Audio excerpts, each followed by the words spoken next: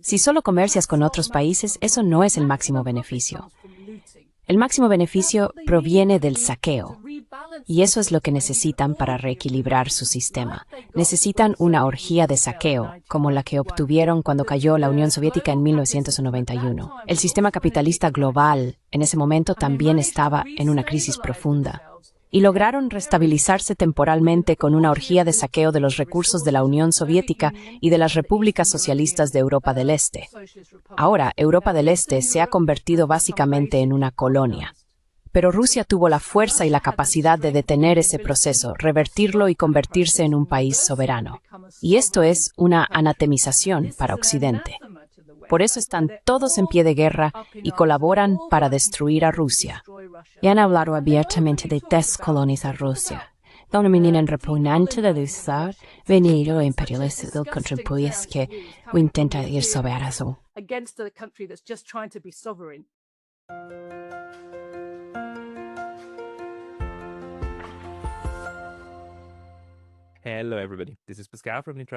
Hola a todos. Soy Pascal Lotaz, de Neutrality Studies. Hoy estoy hablando con Jyoti Brad, una de las líderes del Partido Comunista de Gran Bretaña, editora de las publicaciones del partido y portavoz de la Plataforma Mundial Antiimperialista. Hoy queremos analizar su visión sobre el papel que está desempeñando el Reino Unido en la guerra ruso-ucraniana, el genocidio en Gaza y la nueva guerra que se está gestando con Irán. Jyoti, bienvenida. Jyoti, welcome. Muchas gracias, Pascal, por invitarme. No, gracias a ti por aceptar esto. Realmente tengo muchas ganas de escuchar la perspectiva comunista británica sobre lo que está ocurriendo exactamente. Y podríamos empezar quizá por el tema más reciente, esta horrible narrativa en Occidente de que definitivamente necesitamos una guerra con Irán. Se está presentando como lo más importante de todo. ¿Puedes hablar sobre eso?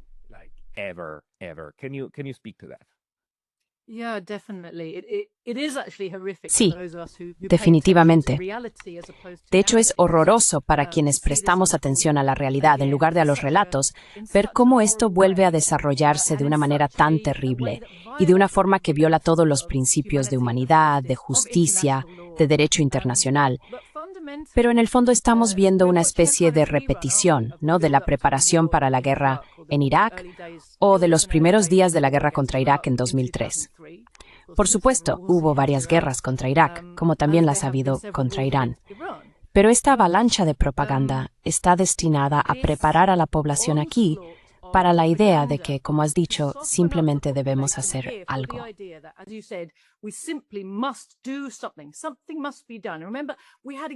Hay que hacer algo. Recuerda, tuvimos exactamente el mismo grito. Hay que hacer algo, de todos los medios y todos los políticos de Occidente antes de la invasión de Irak en 2003. Hay que hacer algo. Es urgente. Tiene que ser ahora. Porque, ¿qué nos decían entonces? Están a días de fabricar algún tipo de bomba química horrible, que por supuesto, si la fabrican, la desatarán inmediatamente sobre la población local, sobre todos los que les rodean. Son como supervillanos al estilo James Bond, por las planetas de todos los astronomas.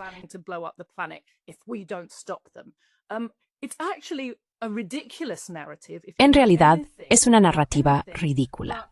Si sabes algo de cualquier cosa, pero nos mantienen alimentados con una dieta de narrativas ridículas de Hollywood que, cuando todo el mundo las repite desde todas las direcciones, puede parecer que deben ser ciertas. Debe de haber algo si todo el mundo lo dice. ¿Cómo es ese dicho que tenemos? Donde hay humo, hay fuego. Si todo el mundo piensa esto, debe de haber un problema. Y esta unanimidad por parte de los políticos y los medios forma parte del arsenal de Occidente en la guerra y también un arma contra su propia gente, un arma en la ofensiva propagandística.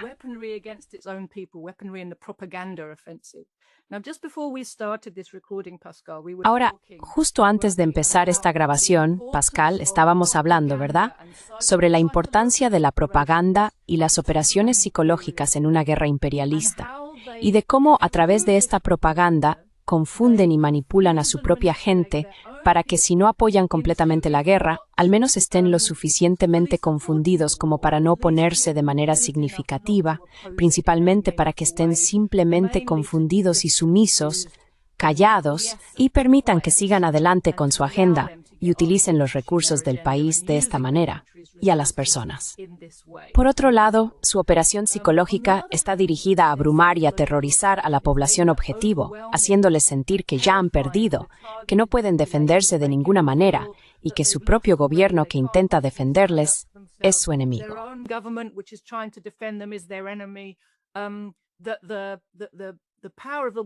El poder de Occidente es todopoderoso y no se puede resistir. Y si intentas resistirte, vas a sufrir. Así que es mejor que te rindas rápidamente ahora.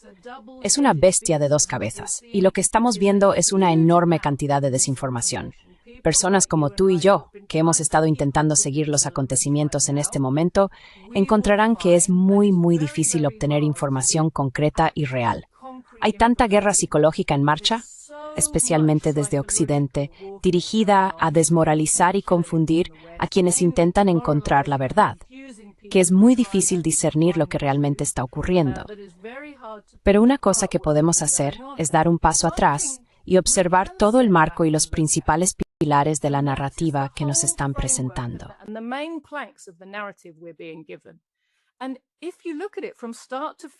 Y si lo miras de principio a fin, se basa en mentiras. La mentira es que Irán tenga armas nucleares para amenazar al mundo. Irán no tiene un arma nuclear y dice repetidamente que no quiere una, y tiene inspecciones todo el tiempo para comprobar que no las tiene. Pero vamos a dar un paso atrás respecto a eso. ¿Y si consiguiera una? ¿Sería eso una amenaza para el mundo? ¿Quién es el que amenaza al mundo con armas nucleares todo el tiempo? Son los imperialistas. Es el hecho de que los imperialistas tienen armas nucleares lo que obliga a otros países a sentir que más les vale conseguirlas también, para frenar la capacidad de Occidente de usar este chantaje nuclear.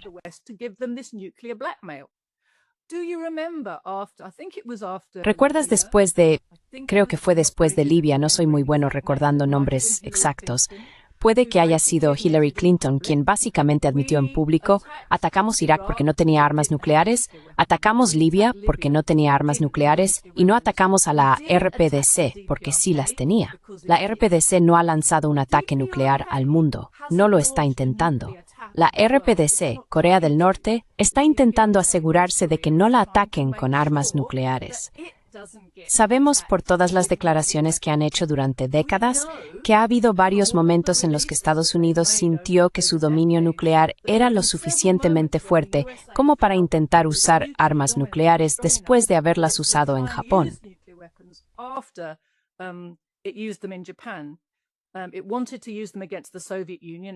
Quería usarlas contra la Unión Soviética al final de la Segunda Guerra Mundial. Quería usarlas contra Corea durante la Guerra de Corea. Luego tuvo que dar marcha atrás porque las masas de personas en todo el mundo realmente se habrían rebelado en esa situación. No pudieron crear una narrativa que lo justificara ante suficiente gente. Así que, como ves, la amenaza viene de Occidente y la necesidad de crear esta narrativa también viene de Occidente.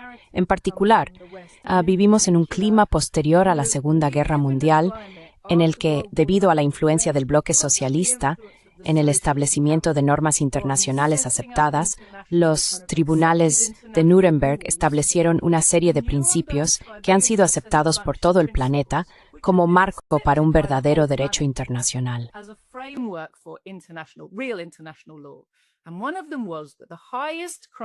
Y uno de ellos era que el mayor crimen contra la humanidad es iniciar una guerra de agresión, una agresión injustificada contra un país que no te está amenazando. Eso es exactamente lo que Israel acaba de hacer, y debemos dejar muy claro que Israel no hizo esto por sí solo. Israel nunca actúa solo ni por sí mismo. Israel es una herramienta de Occidente en Oriente Medio. Así que, de hecho, Estados Unidos, Reino Unido, el bloque imperialista han lanzado esta guerra de agresión. Tienen que presentarla como defensa para intentar vendérsela a la gente, porque todo el mundo sabe que una guerra de agresión contra alguien que no te está amenazando es un crimen grave. Y aún así, a pesar de toda la desinformación que recibimos, En realidad, es muy evidente para cualquiera que preste atención que eso es exactamente lo que está ocurriendo aquí.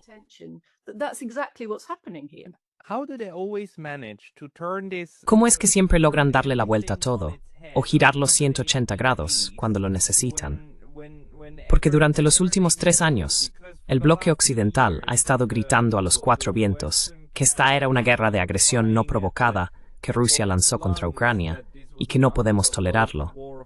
Necesitamos defender el orden internacional basado en reglas, exactamente lo que acabas de decir. Y ahora simplemente le dan la vuelta. Simplemente lo invierten y dicen, porque incluso ellos, quiero decir, reconocen que esto es un problema. El canciller alemán, el otro día en Canadá en la reunión del G7, dijo, bueno, mirad, tenemos que agradecer a Israel por hacer el trabajo sucio por nosotros.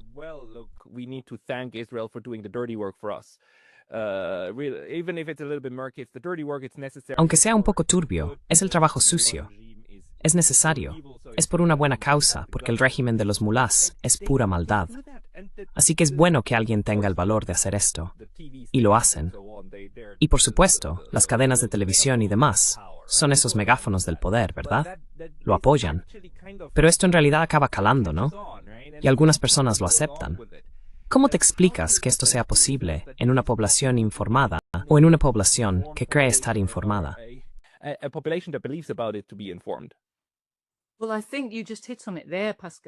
Bueno, creo que acabas de dar en el clavo, Pascal. Ellos creen que están informados, pero en realidad están profundamente adoctrinados por la propaganda. Y la propaganda adopta muchísimas formas. Pero la disidencia real no está realmente permitida en Occidente.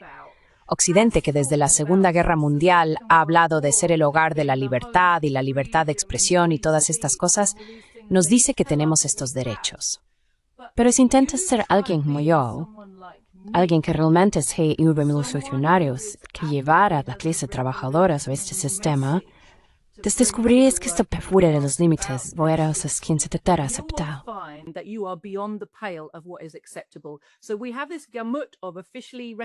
Así que tenemos este abanico de opiniones oficialmente reconocidas que va de derecha a izquierda.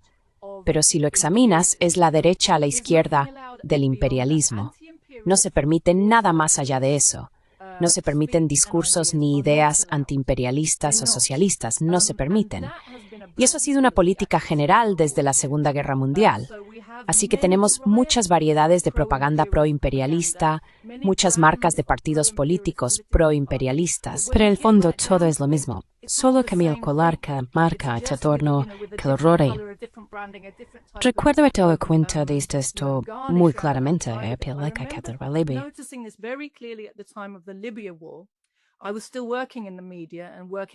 Yo seguía trabajando en los medios de comunicación y colaborando con muchas personas que habían ido a la universidad, eran profesionales, leían The Guardian y pensaban que estaban bien formadas y que practicaban el pensamiento crítico. Y lo que noté fue que cuando hubo esa enorme campaña de propaganda contra el coronel Gaddafi, para prepararnos para la idea de que era un caso perdido y que Libia era un régimen insano y peligroso, y que simplemente había que hacer algo, ¿verdad? Y que estaba asesinando a su propio pueblo. Y nos contaron mentiras de principio a fin, y presentaron al coronel Gaddafi como si fuera una especie de lunático, de formas horribles y muy racistas. Lo interesante en ese momento fue observar, para mí, que llevaba tiempo interesado en Libia e incluso la había visitado una vez. Y vi a personas que sé que no sabían nada sobre Libia, leer 2 o 3 artículos en The Guardian y luego hablar sobre Libia y sobre el coronel Gaddafi como si supieran. Así que ves, en realidad, la naturaleza insidiosa de nuestra máquina de propaganda. Hay un tipo de propaganda para cada uno. Y si lees el tipo de propaganda que encaja con tu estilo de vida, sientes que lo que has hecho es pensamiento crítico. Y de hecho, algunas de las personas más adoctrinadas por la propaganda y menos críticas son aquellas que han pasado mucho tiempo en la Academia Británica y han trabajado en instituciones profesionales. Y son tan de pensamiento grupal que es una locura. Pero parte de su pensamiento grupal es, soy una persona que piensa de forma crítica.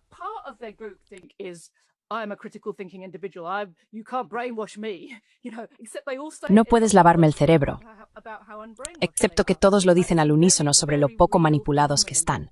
Es un fenómeno muy, muy real.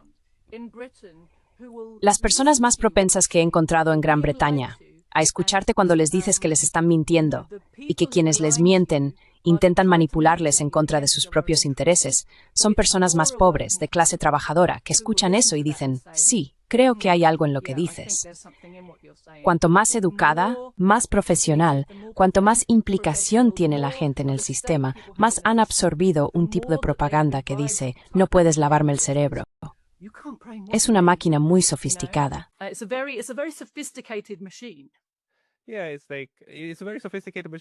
Sí, es una máquina muy sofisticada.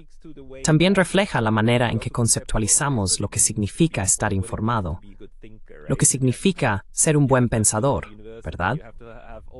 Que tienes que haber ido a la universidad, tienes que tener todos estos títulos, y entonces eres una autoridad, y una vez que eres una autoridad, todo lo que digas debe ser cierto. Cuando en realidad, algunos de los mejores análisis políticos también los recibes de taxistas, los recibes de personas que trabajan, que escuchan cosas, y luego te dicen, mira, esto no me cuadra del todo. Quiero decir, Irán nunca me ha atacado, nunca me han amenazado, pero de repente son mi enemigo, ¿no? Así que ya sabes, es esa capacidad de la gente para percibir cuando algo huele mal. Pero dime, por favor, ¿por qué utilizas el imperialismo como marco para entender lo que está ocurriendo en las relaciones internacionales? Porque si no lo haces, es imposible poder ser. ¿Puedes explicar el marco? ¿Cómo lo estás utilizando? Así que, fundamentalmente, soy marxista. Y cuando estudias el marxismo, descubres que tiene un enorme poder para explicar el mundo en el que vives. La razón es que es un análisis científico del sistema en el que vivimos, el sistema capitalista. Así que cuando empiezas con Marx, examinas, entiendes y diseccionas todo. El funcionamiento del sistema capitalista, la base de esta forma de producir bienes para obtener beneficios. Empleadores y empleados, propietarios del capital y esclavos asalariados son las principales clases que componen la sociedad bajo el capitalismo. Y lo que ocurre a medida que el capitalismo ha existido durante un tiempo es que ha evolucionado de lo que llaman capitalismo de libre comercio a capitalismo monopolista. Ha habido un desarrollo histórico constante de la concentración de la riqueza, cada vez más riqueza en menos manos.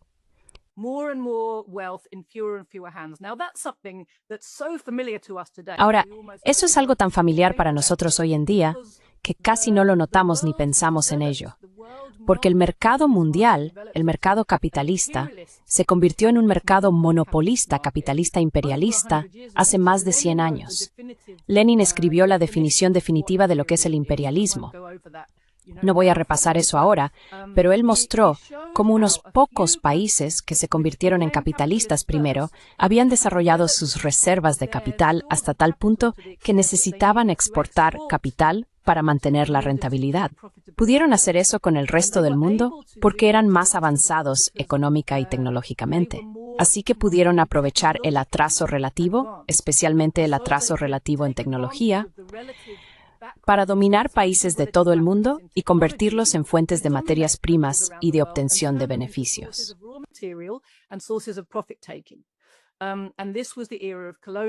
Y esta fue la era de la expansión colonial por todo el mundo.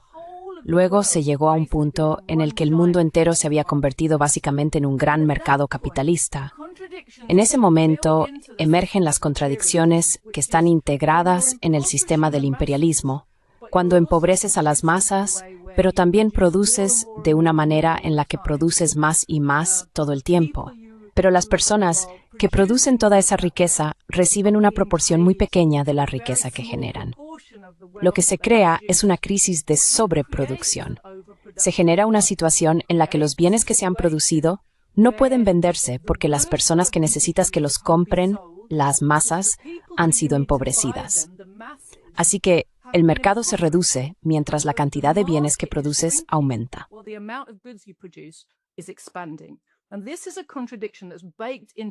Y esta es una contradicción que está intrínsecamente ligada al capitalismo. Al principio, los primeros países capitalistas salieron de esta crisis simplemente conquistando cada vez más partes del mundo y haciendo que sus mercados fueran cada vez más grandes. Pero una vez que has conquistado todo el mundo, tienes un problema. ¿Cómo sales de este tipo de crisis si no hay ningún lugar al que expandirse? Tienes que hacerlo a costa de otra persona. Así que la Primera Guerra Mundial fue una lucha entre potencias imperialistas por ver quién controlaba qué partes del planeta. Y después de eso, por supuesto, tuvimos una dinámica diferente, porque a medida que el imperialismo se debilitaba a sí mismo a través de este tipo de guerras masivas, también apareció en escena el poder socialista. Así que tuvimos la aparición de la Unión Soviética. Puedo preguntar por qué estás usando el término imperialismo cuando el problema subyacente es el marco capitalista. ¿De dónde viene la parte imperial?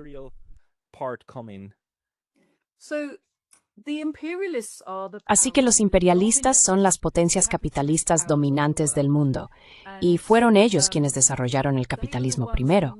Poseen reservas de capital que con el tiempo no dejan de crecer. Si piensas en cómo funciona el capitalismo, tienes una cantidad de capital para invertir, y el objetivo principal del capitalismo es hacer que ese capital crezca. Si lo ves como un proceso histórico, los países que desarrollaron el capitalismo primero tienen una clase dominante muy pequeña, pero la reserva de capital sobre la que se asientan es enorme y crece constantemente, porque ese capital, para funcionar como capital, tiene que invertirse con beneficio.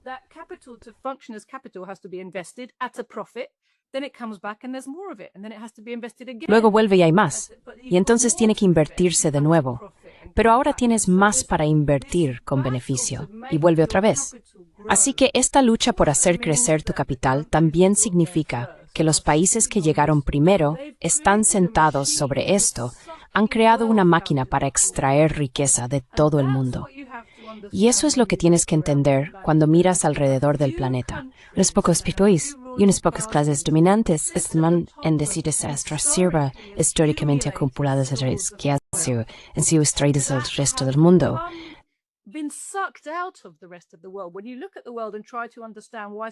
Cuando observas el mundo e intentas entender por qué tantos países están atrasados en desarrollo, por qué tanta gente es pobre aunque viva en países con enormes cantidades de recursos naturales, por qué no pueden progresar y desarrollarse, es porque se les impide deliberadamente desarrollarse, se les impide poder controlar sus propios recursos. Esos recursos son necesarios para pagar tributo a los fondos de capital en Occidente que necesitan seguir creciendo. Y esos fondos de capital no van a seguir creciendo si la gente de todo el mundo toma el control de sus propios recursos y empieza a usarlos para desarrollar sus propias economías.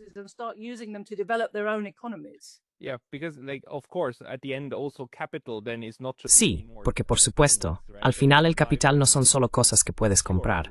Es poder puro y bruto, porque puedes ordenar a la gente que haga cosas. 100 libras es una cena con tu familia. 100.000 millones de libras es la capacidad de mandar a todo un ejército de personas para que produzcan algo o vayan a la guerra. Puedes dirigir a la gente y, por lo tanto, también puedes proyectar poder.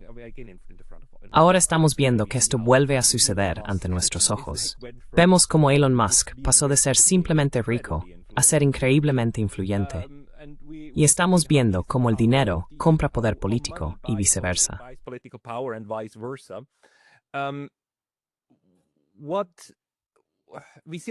También vemos sistemas junto a otros sistemas. Vemos a los chinos, que tienen una economía de mercado, pero no son capitalistas. Así que los políticos, de hecho, a veces toman medidas enérgicas contra ciertos tipos de capital que no les gustan, aunque no tenga ningún sentido desde nuestra perspectiva o desde una perspectiva capitalista, ¿verdad? ¿Por qué erradicarías la industria del videojuego? Bueno, dijeron que no es buena para la sociedad, así que la vamos a eliminar. Entonces, ¿cómo encaja esto con las guerras actuales que estamos viendo? Por ejemplo, puedes establecer un vínculo con la guerra entre Ucrania y Rusia.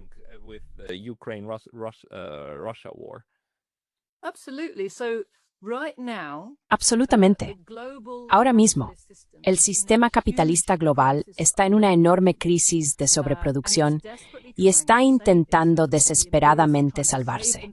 Los imperialistas están intentando salvarse a sí mismos, su posición como los principales explotadores en este sistema. Están intentando salvar todo el sistema de la ira de las masas, que están cada vez más empobrecidas, desempleadas e incapaces de tener una vida digna, sufriendo de muchas maneras, tanto en casa como en todo el mundo. El consenso socialdemócrata de la posguerra, que consistía en un soborno a toda la población, se ha acabado y todo está siendo retirado. Las masas en Occidente también se están empobreciendo y degradando muy rápidamente. Así que tienes esta situación y los capitalistas, como he dicho, los imperialistas no pueden salir de esta situación sin hacer la guerra para conquistar más y deshacerse de sus rivales.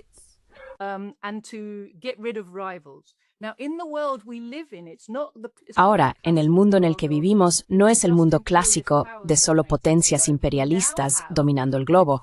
Ahora tenemos, gracias a la Revolución de Octubre y todo lo que vino después, un bloque de naciones socialistas y antiimperialistas que intentan ser libres y mantenerse libres. Así que lo que realmente estamos viendo es, si miramos el gran arco de la historia, el declive del imperialismo y el nacimiento del socialismo. No es un proceso suave, no avanza en línea recta, pero las fuerzas que luchan entre sí, aunque no se den cuenta de lo que forman parte, si se oponen al imperialismo, en realidad están ayudando a las fuerzas del socialismo a reemplazar y destruir finalmente el viejo sistema imperialista que se está debilitando desde dentro de muchas maneras.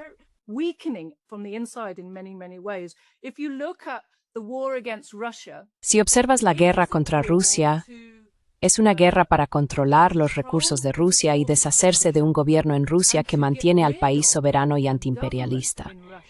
Ahora bien, es un gobierno capitalista, no es un gobierno socialista, esto no es la URSS, pero es un gobierno que llegó después de los tiempos de Boris Yeltsin. Boris Yeltsin estaba dispuesto a dejar que Rusia se convirtiera en una colonia, simplemente un canal de riqueza para Occidente. Pero la burguesía de Rusia, la burguesía nacionalista de Rusia dijo, espera un momento, tenemos todas estas cosas. Ahora, la ironía es que todas las cosas que tiene la burguesía rusa que les hacen pensar que deberían poder defenderse, las obtuvieron del socialismo. Tienen una industria decente.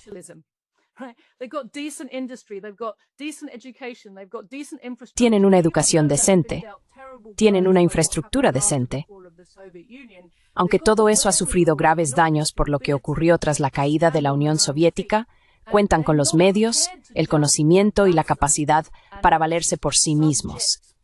Y no están dispuestos a ser simplemente un vasallo y un pueblo sometido, permitiendo que sus recursos y su riqueza sean drenados como tributo para el capital financiero de Occidente. Así que han defendido sus propios intereses. Bueno, para los imperialistas eso no es aceptable. No es aceptable porque necesitan obtener esos beneficios, los superbeneficios que se les están negando. Si solo comercian con otros países, eso no es el máximo beneficio. El máximo beneficio proviene del saqueo.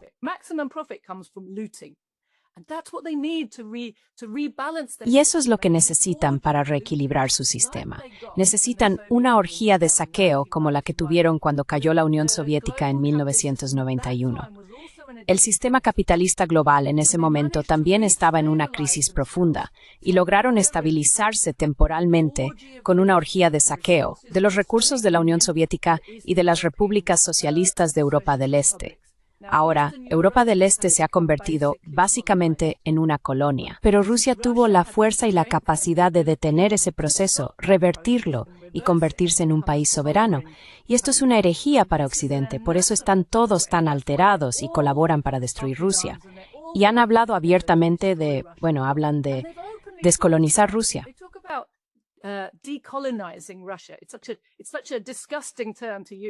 Es un término tan repugnante de usar, viniendo de los imperialistas contra un país que solo intenta ser soberano. Pero lo que quieren decir es, lo han dicho abiertamente, que quieren romper Rusia en pedazos para hacerla más manejable, de modo que puedan enfrentar a los pequeños fragmentos entre sí y erigirse como los señores supremos para saquear de manera más eficiente la enorme riqueza de la Federación Rusa. Ese es su objetivo. Necesitan una victoria en esta guerra, y el hecho de no conseguirla los está volviendo desesperados. Creo que esa es parte de la razón por la que están expandiendo la guerra a otros escenarios, porque necesitan un impulso para salvar un sistema que en realidad está al borde de un colapso financiero masivo.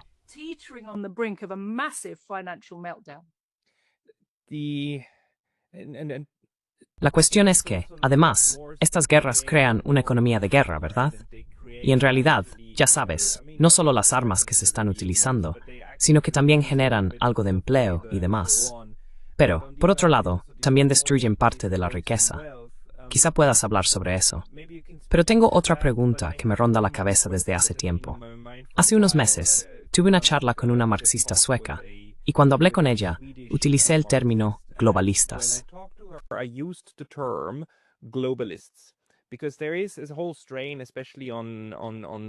Porque existe toda una corriente, especialmente en las redes sociales, que intenta explicar lo que está ocurriendo básicamente diciendo que es el impulso de una élite globalista que solo busca su propio beneficio y luego colabora entre naciones para acumular riqueza, pero utilizan la palabra globalista.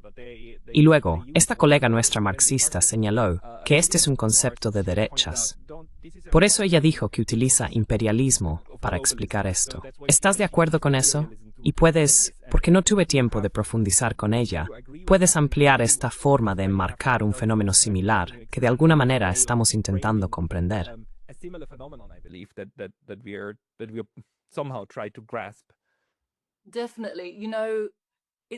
Definitivamente. Sabes, es el marxismo y la teoría marxista los que nos explican el mundo, y eso la convierte en una herramienta muy, muy poderosa para que la clase trabajadora la haga suya.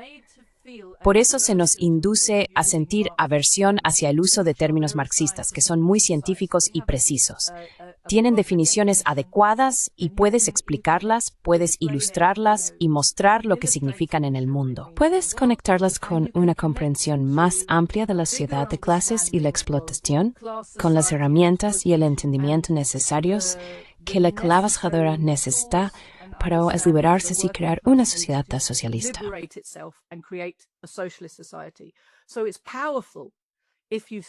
Así que es poderoso si estudias y entiendes el marxismo y si popularizas la comprensión y la terminología marxistas, eso resulta muy amenazante para la clase dominante. Por eso se esfuerzan mucho en crear frases alternativas y vagas que más o menos quieren decir lo mismo, pero no exactamente. Y puedes usarlas como quieras, ¿verdad?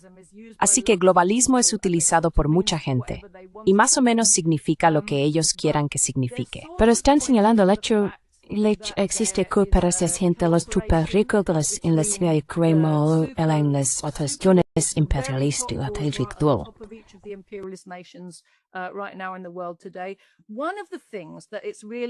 Una de las cosas que creo que realmente refleja esto es el hecho de que la burguesía en cada nación, y también en las naciones imperialistas, tiene divisiones en su interior. Cuando entramos en un periodo de crisis como el que vivimos ahora, hay algunas secciones de la clase dominante que sienten que esta tendencia belicista no les ayuda a sobrevivir. Normalmente son los sectores más pequeños de la burguesía. Pueden ser grandes empresarios, pero a medida que el capital se acumula y la alta burguesía se vuelve enormemente rica, incluso alguien que es un multimillonario de bajo nivel puede considerarse pequeña burguesía con los intereses de varios billones de la cúspide, que estén en la cúspide.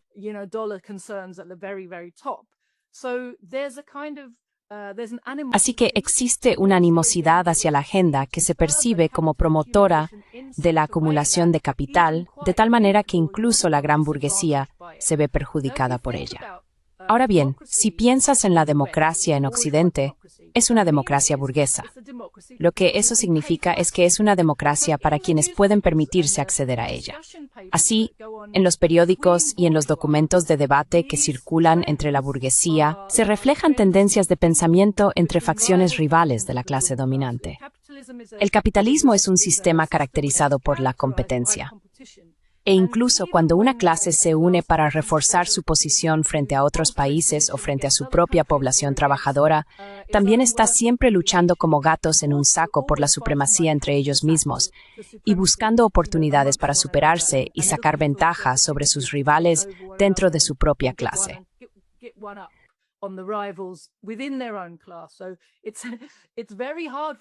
Por eso es muy difícil que exista una verdadera unidad entre capitalistas e imperialistas, por mucho que puedan hacer arreglos temporales. Pero cualquiera de estos acuerdos siempre está sujeto a romperse si hay una ventaja comercial al hacerlo. Así que esta cuestión sobre el globalismo creo que es una forma de disfrazar el hecho de que existe un término preciso para lo que está ocurriendo en el mundo y es imperialismo. Pero todas las connotaciones que conlleva entender eso, relacionadas con reconocer la lucha de clases, reconocer que el capitalismo no es el fin de la historia, sino simplemente una fase en el desarrollo humano que luego será reemplazada por el socialismo si permites que la gente empiece a acceder a eso, es muy peligroso.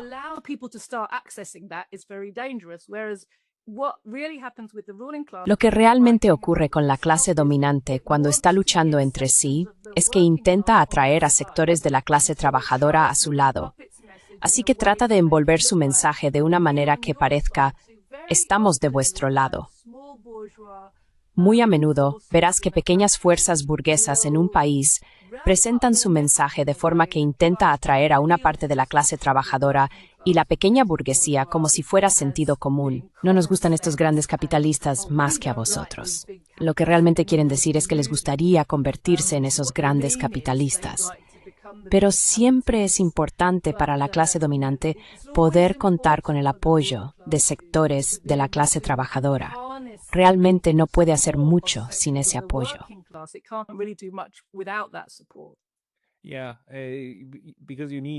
Sí, porque al final del día necesitas que la gente haga cosas.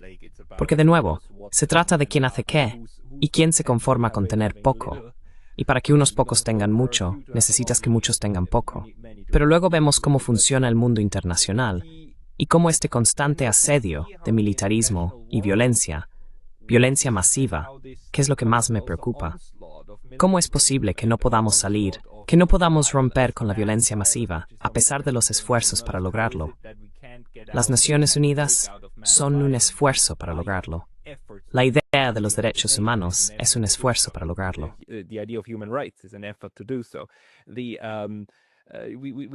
Tenemos muchas de estas instituciones y las creamos porque todos, al menos retóricamente, estamos de acuerdo en que queremos alejarnos de la violencia masiva.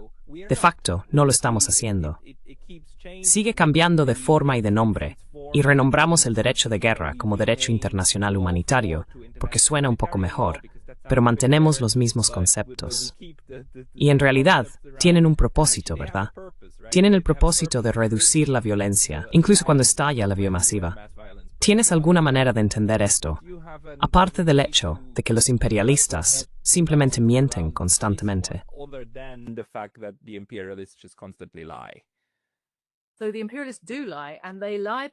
Así que los imperialistas sí mienten, y mienten especialmente sobre su deseo de paz, seguridad, desarrollo e igualdad. Pero hay que reconocer por qué mienten sobre esas cosas, porque antes no lo hacían. Empezaron a tener que mentir sobre esos temas después de la Revolución de Octubre. Así que fueron movimientos defensivos. La preeminencia de Estados Unidos como potencia imperialista surgió en la era de la descolonización, el antiimperialismo y el crecimiento del socialismo. Y para hacerse aceptables ante suficiente gente en el mundo por las cosas que estaban haciendo, han tenido que envolver constantemente sus acciones en una narrativa. De hecho, las narrativas que provenían del socialismo. Fue el socialismo el que popularizó la idea de que los seres humanos son iguales y no deben ser explotados.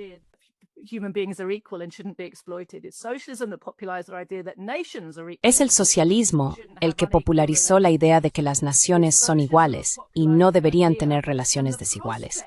Es el socialismo el que difundió la idea y la perspectiva de que la humanidad realmente puede vivir en paz, que es posible hacerlo y lograr desarrollo y prosperidad para todos. Solo bajo el socialismo se pueden tener esas cosas. La Unión Soviética lo demostró a todos. Y por lo tanto, para ya sabes, en esta era de descolonización, mientras el imperialismo seguía existiendo como sistema, tuvieron que presentarse de manera diferente. Estados Unidos hizo mucho menos colonialismo directo. Tiene algunas colonias directas, pero no hablan de ellas ni las presentan como colonias directas. No admiten que eso es lo que son. Tienen que fingir que son otra cosa.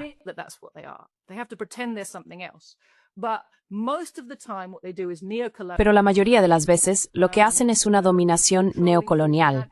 Controlan a través de medios financieros, con la coerción militar siempre presente, pero como una mano detrás de la espalda.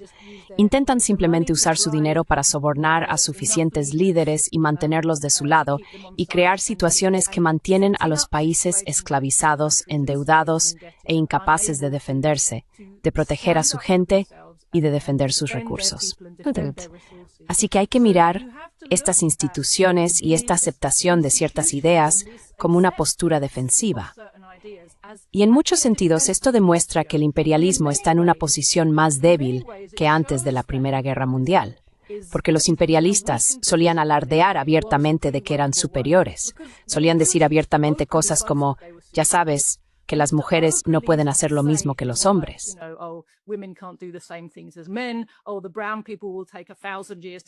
Los pueblos de color tardarán 1000 años en alcanzar a los pueblos blancos. Es algo inherente. Son simplemente pueblos infantiles.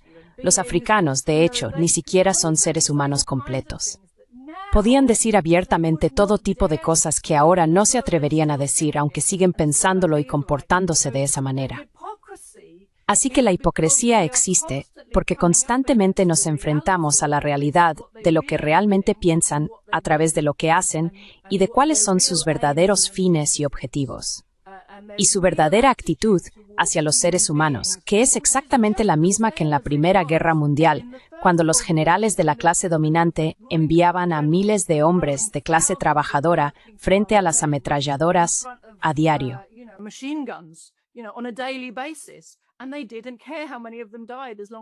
Y no les importaba cuántos de los suyos murieran, siempre y cuando su bando saliera ganando al final. Carne de cañón.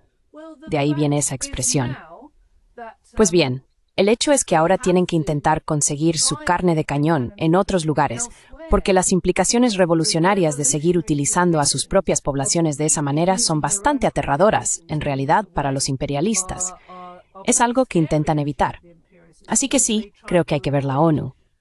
Todo este discurso sobre los derechos humanos como una maniobra defensiva para intentar maquillar el sistema como algo que no es. Y el hecho de que constantemente nos enfrentemos a su hipocresía demuestra la debilidad en el corazón del sistema, que no puede decir la verdad sobre sí mismo.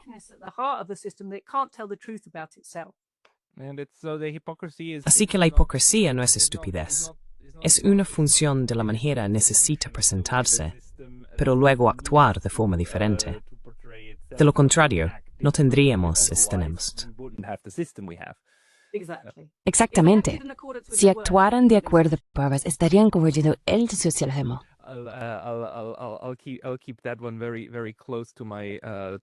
Me guardaré eso muy cerca del corazón a partir de ahora. Pero quizá una cosa más. La manera. ¿Cuál era esa otra cosa que estaba pasando por mi mente hace un segundo? Perdón, acabo de perder el hilo de mis pensamientos.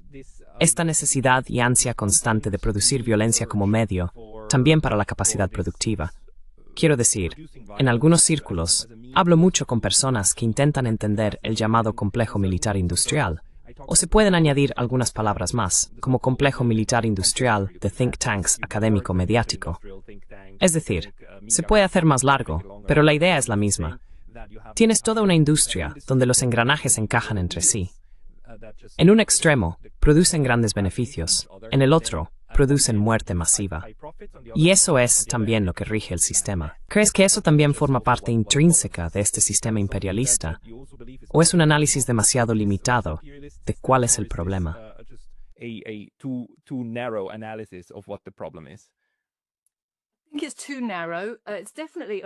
Creo que es demasiado limitado. Por supuesto, es un factor importante. La industria armamentística y toda la maquinaria de guerra. Pero si tomamos distancia, ¿por qué los imperialistas necesitan colonizar, controlar y subyugar a otros pueblos? Es para asegurar el flujo de beneficios máximos, y siempre tenemos que volver a las motivaciones económicas de todo. Ahora mismo ya sabes, ¿por qué necesitan grandes? Entonces, en primer lugar, tienen que hacer todo lo posible para controlar a la gente, y lo hacen aterrorizándola. Si la gente intenta defenderse, tienen que demostrarles que no pueden hacerlo, y se utilizan todos los medios necesarios para reprimir el deseo de libertad de las personas. Y por supuesto, vivimos en la era posterior a la Revolución de Octubre, después de la liberación nacional, cuando todos los pueblos creen que tienen derecho a ser libres.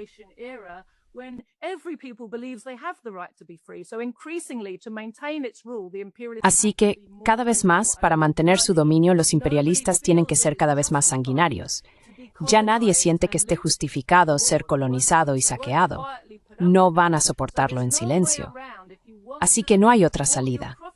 Si quieres que tu obtención de beneficios continúe, debes ser extremadamente represivo en todo el mundo. Eso es lo primero. Lo segundo es que están intentando desesperadamente crear demanda en un sistema donde hay sobreproducción. Tienes bienes y no suficientes compradores.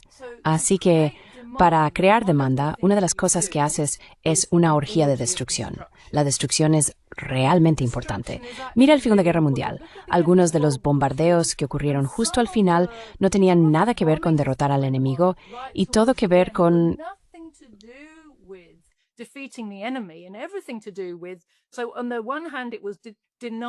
Por un lado, se trataba de negar infraestructuras a las nuevas repúblicas socialistas. Se les iba a negar la infraestructura, la industria y las materias primas que ya habían sido organizadas.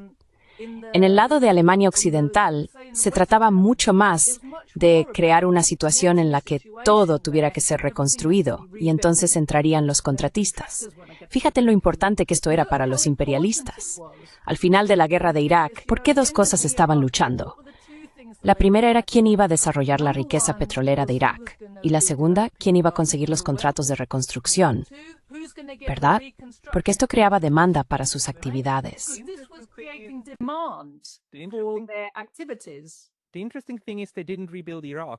Lo interesante es que no reconstruyeron Irak.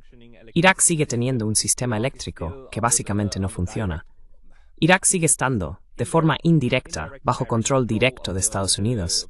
Y Estados Unidos no permite que se reconstruya cierta infraestructura. Es como decir, no hay presas, no hay electricidad para vosotros, y tenéis que apañaros con lo poco a lo que tenéis acceso. Si no, habrá más sanciones y cosas así. ¿Por qué es eso? ¿Por qué ciertos países como Alemania y Japón fueron reconstruidos? ¿Y por qué Trump plantea la idea de una Riviera en Oriente Medio? ¿Cómo era la Riviera? O sea, Gaza, reconstruir Gaza, ¿no? Es una gran oportunidad de contrato, exactamente lo que dices. Pero luego, hay lugares donde no hay ninguna reconstrucción y se mantienen oprimidos durante décadas y siglos. Si observas la situación posterior a la Segunda Guerra Mundial y la ubicación geográfica de Alemania Occidental y Japón, puedes responder a la pregunta. ¿Se les permitió e incluso se les financió para que se reconstruyeran rápidamente y se reindustrializaran a gran velocidad, convirtiendo en potencias industriales, precisamente para demostrar al mundo que el capitalismo era mejor que el socialismo? Porque, por supuesto, al otro lado, en China, en la Unión Soviética, en Alemania Oriental, hubo enormes esfuerzos de reconstrucción y una industrialización masiva tras la devastación de la Segunda Guerra Mundial. Así que era una forma de hacer marketing del sistema.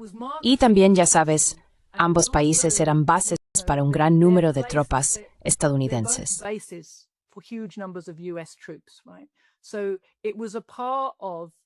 Así que formaba parte del intento de contener el socialismo y de demostrar a los trabajadores de los países no socialistas que todo lo que pensaban que solo el socialismo podía ofrecerles, el capitalismo también podía dárselo. Era una especie de campaña de marketing de cara a la galería, por así decirlo. Pero si observas cómo fueron reconstruidos, lo fueron de tal manera que, aunque siguen siendo potencias imperialistas con clases dominantes imperialistas sentadas sobre mucho capital financiero, se les ha permitido reconstruirse de una forma muy subordinada a los intereses del imperialismo estadounidense.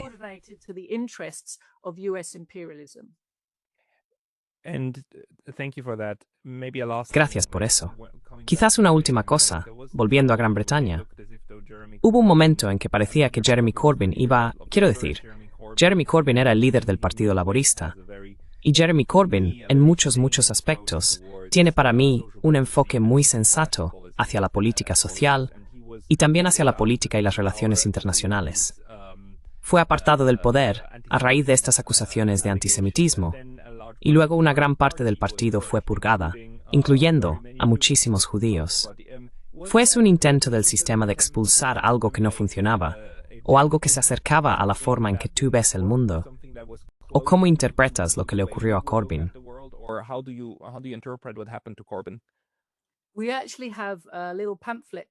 De hecho, tenemos un pequeño folleto llamado El auge y la caída del proyecto Corbyn, porque es algo importante que los trabajadores británicos deben entender.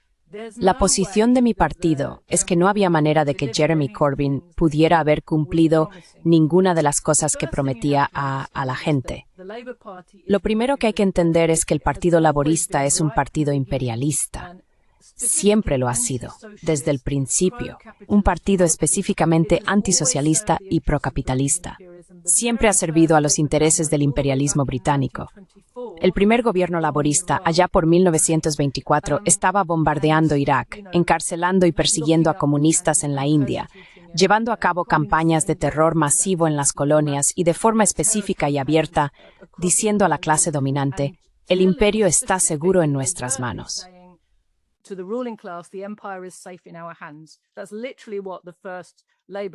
Eso es literalmente lo que los primeros ministros laboristas decían a la clase dominante durante sus escasos 8 meses en el gobierno, cuando fueron puestos a prueba por primera vez como una forma de desahogar la rabia de los trabajadores contra el sistema y todos sus crímenes en una situación bastante revolucionaria tras la Primera Guerra Mundial, ¿verdad? Así que el Partido Laborista es un partido imperialista. Tiene una historia totalmente pro-imperialista. Se ha convertido en una parte fundamental de la maquinaria estatal en Gran Bretaña, muy cooptado por todo el aparato.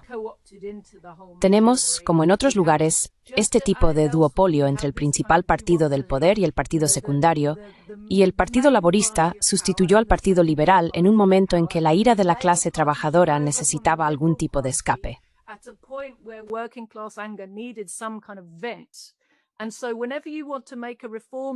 Así que cada vez que quieres hacer una reforma a favor de la clase trabajadora, le pones laborista delante para que parezca que el Partido Laborista lo hizo por ti y así mantener esa narrativa de que el Partido Laborista de alguna manera quiere el socialismo. Personas como Jeremy Corbyn, siempre ha habido algunas personas en el Partido Laborista, diputados, que son descritos como socialistas. No son socialistas, no son revolucionarios, no intentan acabar con el capitalismo. Lo que quieren es un capitalismo con características más amables. Lo que quieren es un soborno mayor para que los trabajadores miren hacia otro lado mientras nuestros gobernantes saquean, explotan y masacran en el resto del mundo.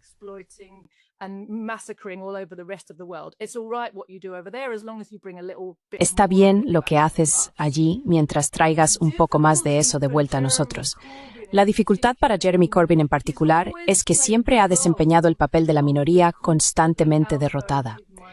Y el trabajo es ser una pequeña hoja de parra en el partido para que la propaganda diga a los trabajadores, oh, el Partido Laborista es el partido de la clase trabajadora. El Partido Laborista es el partido al que debes acudir si eres socialista. Pueden mantener eso porque tienen algunos socialistas hoja de parra ahí para hacer ese trabajo. Y Jeremy Corbyn siempre fue uno de ellos. Estaba allí para decir lo correcto y ser derrotado en la votación.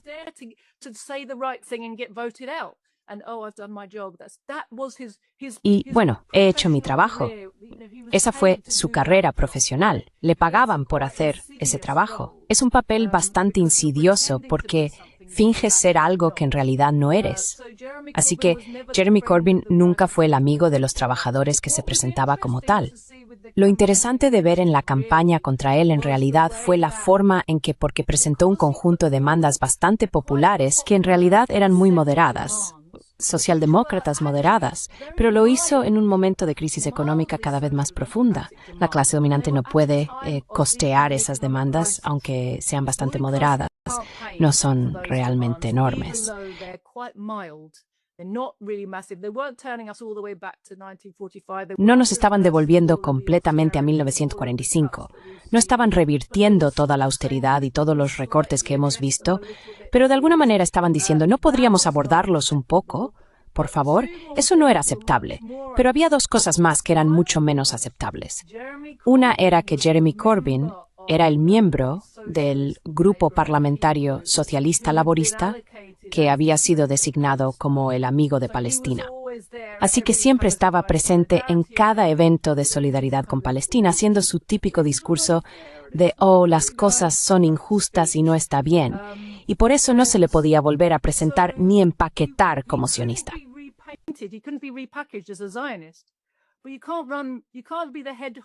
Pero no puede ser el jefe, el director general que dirige o parece dirigir el imperialismo británico o los intereses gubernamentales británicos, y no ser sionista. El sionismo no es opcional para un político británico de carrera a alto nivel, es obligatorio. Lo interesante fue ver cómo Jeremy Corbyn no se mantuvo firme. Todos los principios que supuestamente defendía cuando era líder del Partido Laborista, no defendió ni uno solo. Fueron a por él por su política sobre la OTAN y se dio. Fueron a por él por guerra y se dio.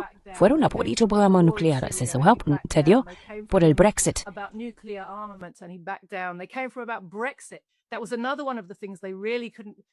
Esa fue otra de las cosas que realmente no podían perdonarle, que defendiera la idea de que el resultado del referéndum debía ser respetado. Pero la clase dirigente estaba intentando desesperadamente revertir el resultado del referéndum en ese momento, así que estaban muy enfadados con él por eso. Pero cuando le presionaron lo suficiente, cedió.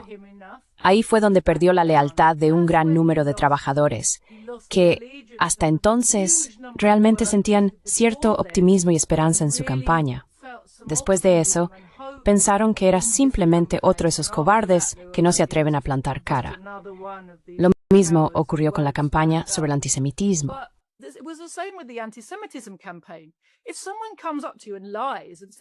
Si alguien se te acerca y miente diciendo, eres un racista, eres un antisemita, hay una cosa de la que no se puede acusar a Jeremy Corbyn, de racismo o antisemitismo, ¿verdad?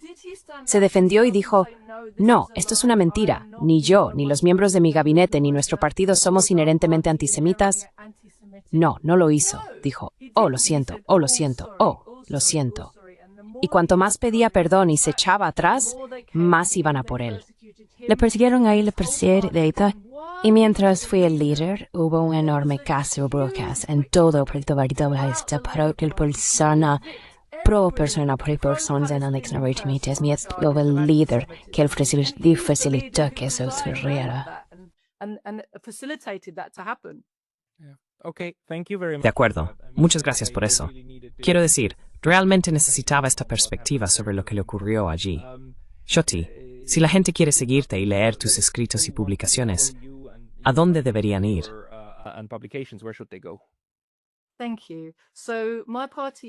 Gracias. Mi partido es el CPGBML. Nuestra página web es The Communists, con una S, thecommunists.org. Y pediría a la gente que entre, se suscriba a nuestros boletines y lea nuestro análisis. Es realmente útil. La forma más fácil de seguir lo que hacemos es en Telegram, definitivamente es mi red social preferida. Tenemos un canal allí, The Communists. Yo también tengo un canal personal, Jyoti Brar, si podéis ver mi nombre ahí abajo, J-O-B-R-R, Jyoti Brar. Tengo un canal de Telegram. Tenemos un canal de YouTube fantástico llamado Proletarian TV, que os pido que visitéis. Y realmente lo que queremos es que la gente se involucre con nuestro análisis, empiece a formarse y se ponga en una posición en la que entienda la necesidad de organizarse de una manera seria y científica. Todos. Los enlaces estarán abajo en la descripción y volveremos a hablar. Realmente creo que este análisis es importante y contribuye a la forma podemos entender y probablemente deberíamos entender lo que está ocurriendo a nuestro alrededor. Jyoti Brad, muchísimas gracias por tu tiempo hoy. Thank you very much for your time today. Muchas gracias.